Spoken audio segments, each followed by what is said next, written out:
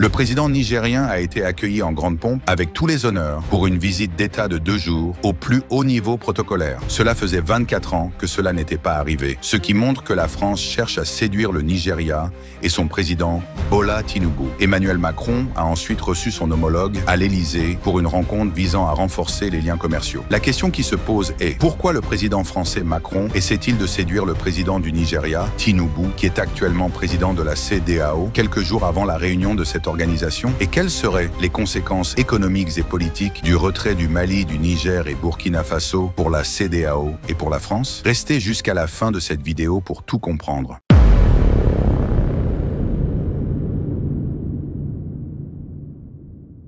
La CEDEAO a pris acte du retrait du Mali, du Burkina Faso et du Niger. Les 3 régimes militaires réclament leur départ depuis janvier dernier. Le président de la commission de la CEDEAO a pour mandat d'organiser la sortie de ces 3 États, qui ne seront plus membres à compter du 29 janvier 2025, après une période de 6 mois. N'oublions pas que le Burkina Faso, le Niger et le Mali ne sont pas les seuls pays à avoir quitté la CEDEAO. En 2000, la Mauritanie avait également quitté l'organisation. Avec les tensions entre la France et plusieurs de ses anciennes colonies, notamment dans le Sahel, il y a une bonne raison pour Paris de se tourner vers l'actuel président de la CEDEAO pour négocier le retour de ces 3 pays dans l'organisation et adopter un régime civil. En effet, il n'est pas dans l'intérêt de la France de perdre ces 3 pays. Tout d'abord, revenons un peu en arrière pour comprendre pourquoi le Mali, le Niger et le Burkina Faso ont décidé de quitter la CEDEAO. Le Mali, un bras de fer avec la CEDEAO. Le Mali est en conflit ouvert avec la CEDEAO depuis le coup d'État militaire d'août 2020, suivi d'un second en mai 2021. Ces événements ont conduit à la suspension de son adhésion à l'organisation et à l'imposition de sanctions économiques sévères. Voici les principales causes spécifiques au Mali. En janvier 2022, la CEDEAO a imposé un embargo économique total au Mali, gelant ses avoirs à la Banque centrale des États de l'Afrique de l'Ouest, BCEAO. Ces sanctions, justifiées par le non-respect des délais pour organiser des élections, ont exacerbé les tensions. Le gouvernement malien considère ces mesures comme une atteinte à sa souveraineté. Ensuite, la CEDEAO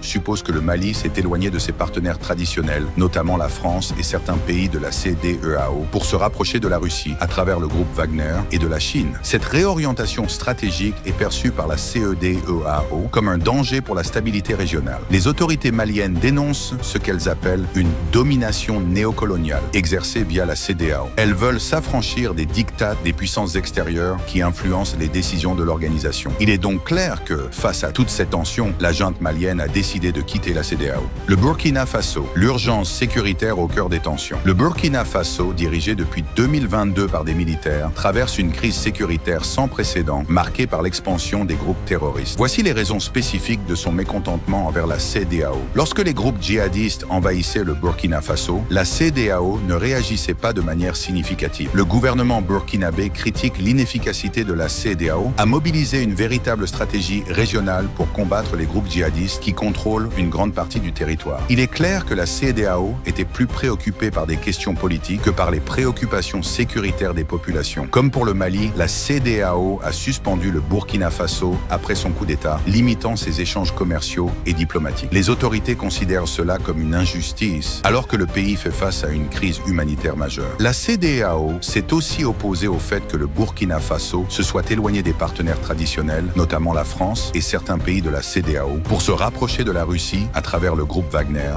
et de la Chine. C'est suite à ces actes que le Burkina Faso a décidé de quitter la CEDEAO. Le Niger, une rupture brutale et géopolitique. Le Niger, bien qu'ayant longtemps été un allié de la CEDEAO, a changé de position après le coup d'État de juillet 2023. La prise de pouvoir par les militaires a entraîné des sanctions et une menace d'intervention militaire par l'organisation. Les causes spécifiques au Niger incluent, face aux menaces de la CEDEAO, le Niger a pris une position ferme, dénonçant une organisation devenue, selon les militaires au pouvoir, un instrument des intérêts étrangers. Comme ses voisins, le Niger estime que la CEDEAO agit sous la pression de puissances occidentales, notamment la France et les États-Unis, qui utilisent l'organisation comme levier de contrôle géopolitique. La CEDEAO, en tant que telle, ne peut pas envisager une intervention militaire, ce qui pourrait entraîner de lourdes pertes humaines. Suite à cela, le Niger s'est aligné avec le Mali et le Burkina Faso, partageant leur vision d'une union panafricaine fondée sur la souveraineté et la lutte contre le terrorisme. L'AES l'AES, Alliance des États sahéliens, est perçue comme une alternative plus efficace et solidaire, étant donné que la CEDEAO semble principalement intéressée par l'appauvrissement des peuples africains au détriment de l'Occident. Les conséquences du retrait du Mali, du Burkina Faso et du Niger de la CEDEAO. Le retrait de ces trois pays de la CEDEAO aurait des répercussions majeures pour l'organisation. Leur absence affaiblirait considérablement sa crédibilité en tant qu'organisation régionale. Ces trois pays, stratégiquement situés au Sahel, jouent un rôle clé dans la lutte contre le terrorisme et dans le commerce intra-régional. Leur départ perturberait les échanges économiques et fragiliserait la coopération sécuritaire. De plus, cette perte réduirait l'influence collective de la CEDEAO face à des puissances mondiales ou à des défis transnationaux. Pour la France, les conséquences seraient encore plus lourdes. Ces trois pays abritent